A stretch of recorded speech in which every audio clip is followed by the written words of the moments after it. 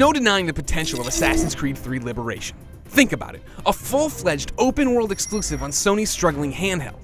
A chance to blaze a new trail as a female heroine and tie it in with one of the fall's biggest console releases. In some ways, Liberation capitalizes on its chances, but it's not without its problems. It ends up being a fun game, but not one you need to run out and buy a Vita for.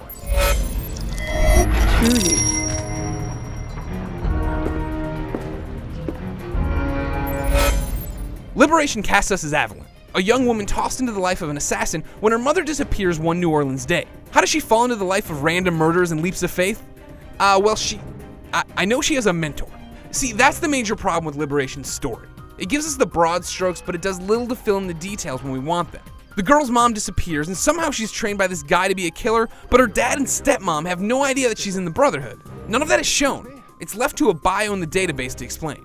It's simplified Assassin's Creed, a plot boiled down to bullet points for gamers on the go, and that's a shame. Aveline has glimpses of being an awesome character when it comes to interacting with her partner in crime and her desire to free slaves in the late 1700s. But those story threads are never really explored. She's like Batgirl in the old Adam West show. Her plot threads are conveniently simple and shallow. They're easy to jump in and out of. When it comes to looks, Assassin's Creed 3 Liberation goes back and forth between being impressive and substandard. When Aveline's perched above New Orleans or the Bayou, the game can look stunning, but in motion the luster is lost. The frame rate chugs and there's always this soft filter on cutscenes. Once you're used to how the game moves, it's easy to appreciate the detail in Aveline's outfit and her surroundings, but Liberation won't be confused with Assassin's Creed 3 on the visual front. However, Liberation does get a big pat on the back for bringing the open world of the Assassin's Creed franchise to the Vita. Aveline's New Orleans has side missions to tackle, shops to buy, and more so that when you're done with the story, you still have things to do.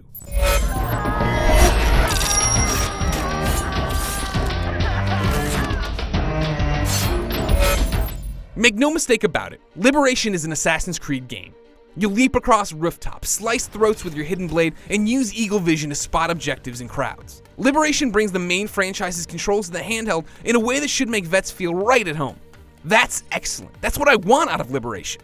I still leapt off buildings to my death every now and again by accident, but the overall mixture of stalking enemies and using blow darts to make people go insane is a good time, and it'll bring me back to the open world quests I still have available. The new innovation that Liberation brings to the table is personas. Aveline has 3 personas she can don, and each come with pros and cons.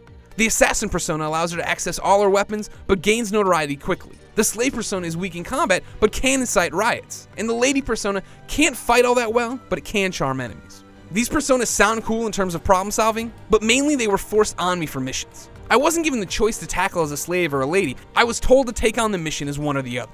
Later in the game you get a bit more choice and each persona has its own set of side missions, so there is a payoff if you're disappointed at first. Sadly though, the majority of Vita minigames never get past the disappointment phase. While the touchscreen is useful to pan around the maps and select weapons, rolling a ball through a maze via the Vita's gyroscopes and trying to decode a letter by using bright light on the rear camera are examples of minigames that are forced and not fun. In a similar vein, Assassin's Creed 3 Liberation packs an asynchronous multiplayer mode, but it's nothing all that interesting. Here you decide if you're with the Brotherhood or the Templars and try to capture and defend different nodes on a world map. You don't actually play anything, you just dispatch troops and see how they do. You're playing with and against the rest of the world in this mode, but I was more concerned that I kept getting a bug that wouldn't allow me to quit it.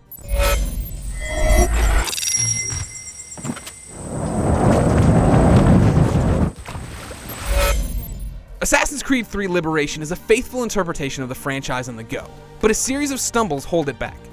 We aren't allowed to really connect with Aveline, the game doesn't run well, and there are a couple of Vita-specific minigames that pull you out of the experience. If you're looking to silently stab people in the back and scamper across New Orleans rooftops, Liberation has your number, but don't expect an enthralling experience ripped from the history books. For more on American history, talk to IGN's Colin Moriarty, because he will not shut up about the Founding Fathers. For more on Assassin's Creed, head over to IGN.com.